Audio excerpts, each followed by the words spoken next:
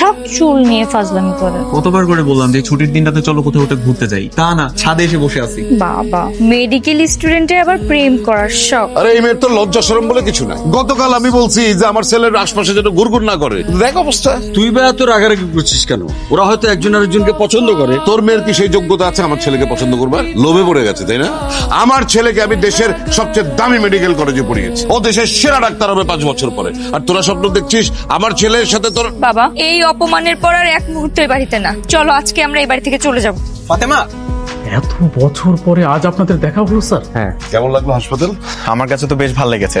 এখন শুধুমাত্র ইকুইপমেন্টস গুলো একটু সেট আপ করলেই হয়ে যাবে। একদিনের মধ্যে সব সেট হয়ে যাবে। কাদের সাহেবকে আমি কিন্তু আপনারা স্যার, ওনারা অন্যায়ভাবে এই হাসপাতাল চালু করছেন। এই হাসপাতালের কোনো লাইসেন্স পান নাই। আপনি কি হাসপাতাল চালু করতে চাচ্ছেন? আর একটা বিল্ডিং দাঁড় করালে কি হাসপাতাল চালু হয়ে যায় নাকি?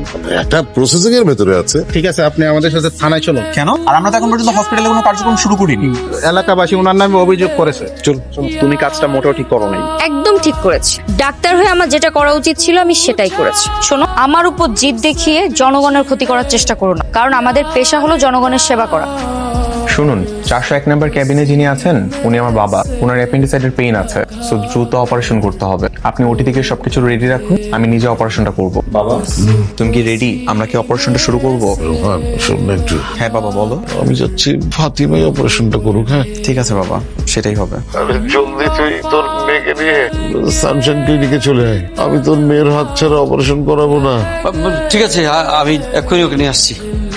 মাগো, তুমি আমাকে ক্ষমা করে দিও। অনেক অন্যায় করেছি তোমাদের সাথে। কি যে বলেন আঙ্কেল, এতদিন আগের কথা এখনো মনে রেখেছি নাকি? কিন্তু আঙ্কেল, আসার সময় রোহানকে দেখলাম মন খারাপ করে বসে আছে। আপনি কি কিছু বলেছেন? হয়তো আপনি আমাকে ডেকেছেন অপারেশনের জন্য, এই জন্য একটু মন খারাপ করেছে। আপনি একটা কাজ করেন আঙ্কেল, আপনি রোহানকে ডেকে বুঝিয়ে বলেন যে তোর থেকে ভালো ডাক্তার আর হতেই পারে না। এই ফাতেমা কোনো ডক্টর হলো? আমি তো ওকে ডেকে আনছি দেখিয়ে দেওয়ার জন্য যে আমার ছেলে কত ভালো ডাক্তার। ঠিক আছে মা, তাহলে তুমি যাও, রোহান একটু পাঠাও। জি আঙ্কেল, আপনি কোনো চিন্তা করবেন না। বুঝতে পারলাম না বাবা, আমাকে এভাবে ডেকে এনে অপমান করার মানে কি? হ্যাঁ, উনি যদি আমাকে দিয়ে অপারেশন নাই করাবে, তবে এখানে ডেকে এনে এভাবে অপমান কেন করলো? পৃথিবীতে এমন কোন বাবা আছে বল যে নিজের ছেলেকে ভরসা করবে না? চল চল, আমরা চলে যাই। ফাতেমা শোনো, বাবা কি বলেছে যে তোমাকে দিয়ে অপারেশন করাবে না? হ্যাঁ। আল্লাহর অশেষ রহমত, একদম সাকসেসফুল অপারেশন। হ্যাঁ, আমি আরেকটা কথা বলতে চাই সবাইকে। ফাতিমাকে আমার ঘরের বউ করে নিয়ে আসতে চাই। বিচ্ছেদের এই 7 বছরে কি আমার কথা তোমার একবারও মনে পড়েনি? অনেক মনে পড়েছে। প্রতিটা মুহূর্তে তোমার ফোনের জন্য অপেক্ষা করেছি, কিন্তু তুমি ফোন করোনি। পৃথিবীতে এরকম অনেক সম্পর্ক আছে, যে সম্পর্কগুলো থমকে আছে শুধুমাত্র একটা ফোন কলের অপেক্ষায়।